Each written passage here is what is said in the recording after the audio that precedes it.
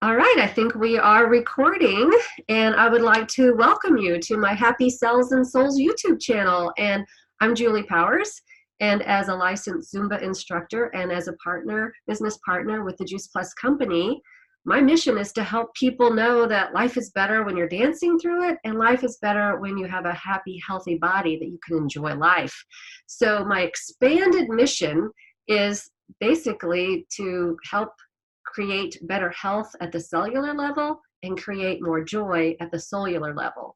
Because, I mean, my belief is that while we're here on earth, we're meant to be happy and joyful. And I want people to live that way. And so we only get one body, right? And while we're here, we have to take care of that body so that we can do all the things that we want to do and we can live out our mission instead of becoming someone else's. And I want people to remember that they can embrace their inner being and figure out where that joy and light comes from so they can share it with the world. So that brings us to this video series on this channel. And I have had the honor and privilege of knowing some pretty remarkable people throughout my life. And each one has something different to bring to the world and to offer the world. And just as you do, whoever you are watching this right now, everybody has a purpose and a reason for being here. And I think that we can learn from every single person, because if we're not learning and growing, we're dying and stagnant. And that is just no fun. So because everyone has value and purpose, even when that person has a different background or opinions or beliefs or perspectives or experiences, that's okay. It's all right to be different. We can still learn a lot from these people.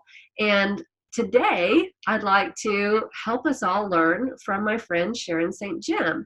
And Sharon, I've known you for a really, really long time, and it goes back a long ways. But really, in the last 9 years or so, we've become much better friends.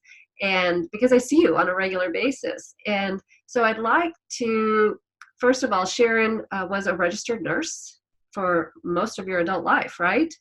All of my adult life. All of your adult life, and in different areas and different hospitals. But you had a medical scare, and it was pretty serious. So I'd like for you to just give a little bit of background about when that happened and what it was, and then we're going to talk a little bit about that. Well, in 2007, I was having problems with headaches and dizziness and everything. So I went to the doctor, he did an MRI, and then it was pretty much a thing that, yes, I had a brain tumor. So anyway, had to have a full craniotomy, which was about as invasive as you can get with brain surgery. And I was in a coma for 3 days afterwards. So, really put my kids through a lot.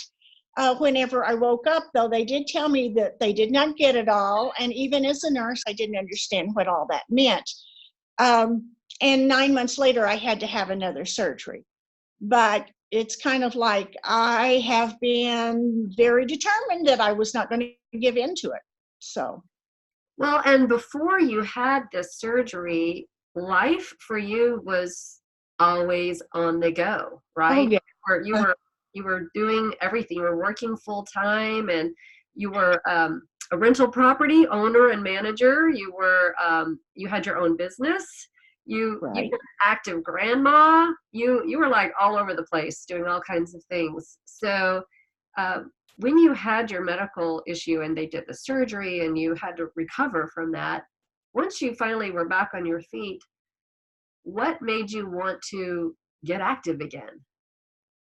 Because you had this shunt put in your head, and right, so you've had ongoing things, right.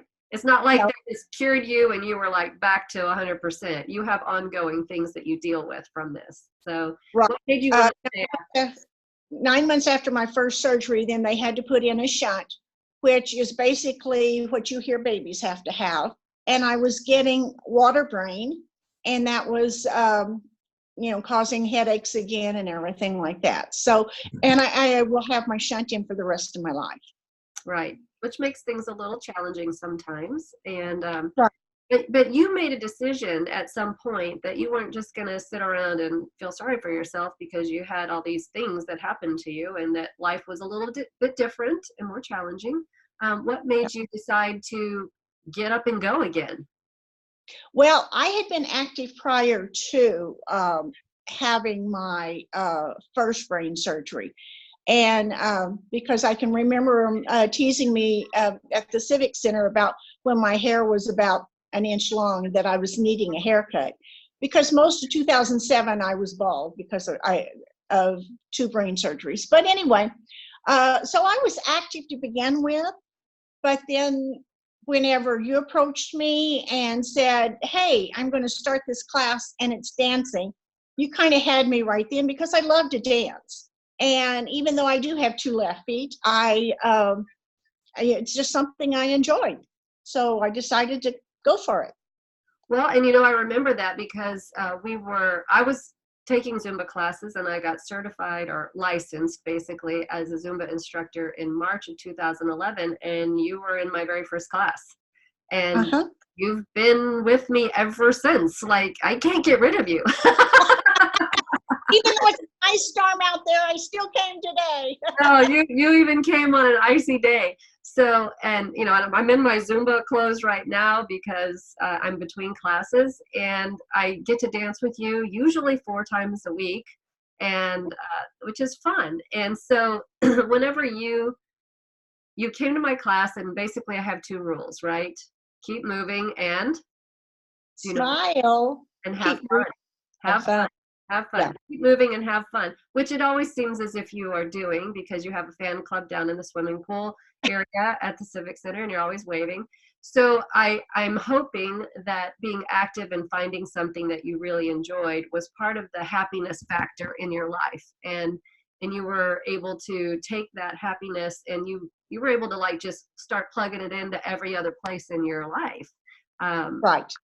so I know that you have this theory.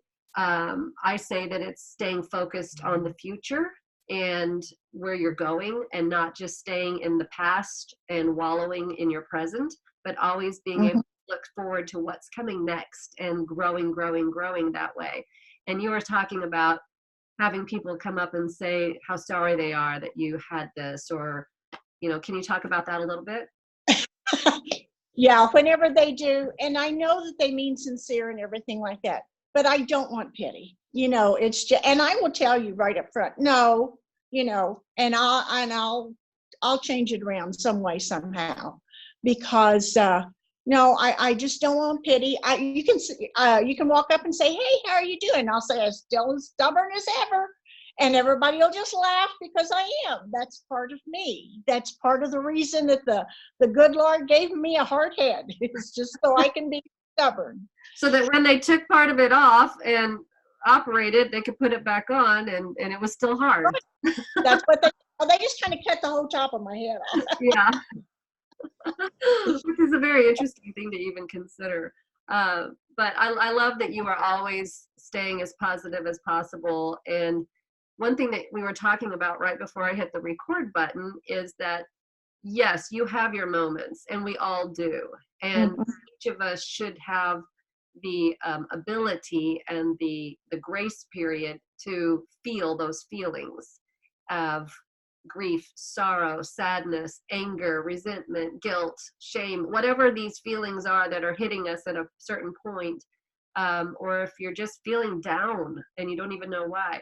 But you are able to turn that around, and some people call it their deflector shield. Some people call it, being able to just spin it. And for me, I'm learning more about how to actually feel more of my emotions so that I can have that experience fully before I flip it around and start looking again at the good stuff. Because, Mhm. like I said, I really believe we're supposed to be happy and joyful while we're here. We're not just supposed to suffer and be sad and wait for one day when we're going to be happy. We got to be happy Right. here, right? So, Right. yeah. So you came to my Zumba classes, and then there was an Aqua Zumba class that was offered. So you started going to that in addition to Right. regular Zumba classes. And then you started subbing You were like the official sub for the Aqua Zumba class. And then Uh-huh. and then what happened? You got your own class. So not only did you go from having a brain tumor, having your head taken apart, stuck back together, you have something in your head that drains fluid off of your brain, you're still going, going, going, and you have your own class. So you want to talk about how not only having your own class has been good for you, but how you're able to impact those people that are part of your class and what that does for them and for the world. Okay. Well, really, what I think is important is that, you know, all the people around me, they know that I have a new normal. And whenever I feel like I'm getting in a funk, I'll allow myself about 5 or 10 minutes. And then it's kind of like, okay. And, you know, change the channels, is the way I say it. And so that's, you know, that's just the way I do it. As far as like with my classes and everything like that, I use a lot of notes because sometimes I can't always say exactly what I want to say.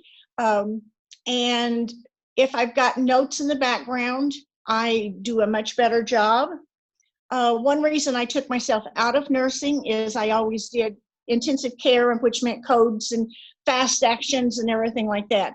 And codes and charades do not work together. So I was lucky that I was able to take myself out of nursing. And, you know, like with my classes now, the other day I was saying something about Walmart and it came out watermelon. And we just totally cracked up, you know, because it was like they knew what I was trying to say. And it wasn't that I said it on purpose. It's just that things get crossed in my brain sometimes. So I accept my new normal, and it's kind of like, okay, how can I still do what I want to do in this new normal and deviate? So And that modify everything so it my, fits your but yes, right. yeah. So, you know, So then you got this class where you were able to help other people kind of basically find their own normal as well, because right. I always preach to people that the very best exercise you can do is the one that you will do. It doesn't Uh-huh. matter. It doesn't matter if dancing is an amazing form of exercise. It doesn't matter if swimming is. If you're not going to dance or swim, then it doesn't mean anything to you. But if you find Right. something that you will do, then that's the best exercise for you. And you have a class that is through the Silver Sneakers program, and you Uh-huh. really work on pretty much everyday skills and stretching and movement so that people are safer in their bodies because they know how to move, right? And they're getting a stronger core. And I would just like for you to tell a little bit of the story about the woman that when she first came to your class, she shuffled into the class. Can you tell us about Right. Very nice lady and everything. She did not realize she was doing it. And one way of describing, if you've ever seen Conway in Tim Sharon Conway, yes, Story? okay, and do this shuffling act, that was exactly the way she walked. Mm-hmm. And so she's been in my class for probably 9 months now. And recently she got together with some of her friends. And the first thing that they said is, "You're walking so much better." And we always celebrate new accomplishments like that. It's just something that I think is strong. And another thing I think is strong is you need to have a lot of socialization. Being a critical care nurse, I could really understand what, you know, how having a social outlet, how important it was and everything. So we giggle and laugh and you know, just we celebrated other milestones. But Julie had just checked into the class the other day, and I was telling her about this one lady. So she was happy. Very good. Very good. Well, I think that people like you are remarkable because you have had a pretty big setback. You've recognized where you are now compared to where you were then, and you don't just sit around and I say, you know, a body in motion tends to stay in motion, and a body on the couch gets sucked into the cushions. And you could have chosen to sit on the couch and get sucked into your cushions, and you didn't. You picked up yourself and you went to a class, even though it may not have been the most comfortable thing the first time, and but you found that you enjoyed it, and then you built on that, and you're pretty much very active in all aspects of your life, very social person, very stable in terms of being able to live your life. And I think that's amazing. And I think that you have a beautiful smile that you share with everybody. And that's one of the things that we're here to do, is to share our smile, our laughter, our happiness, our joy, and be there as part of, you know, humankind, right? And so Yeah. I want to thank you for being a good human, Sharon, and sharing your light. And Yeah. thank you for talking with us today and sharing your story. All righty. Thank you for having me.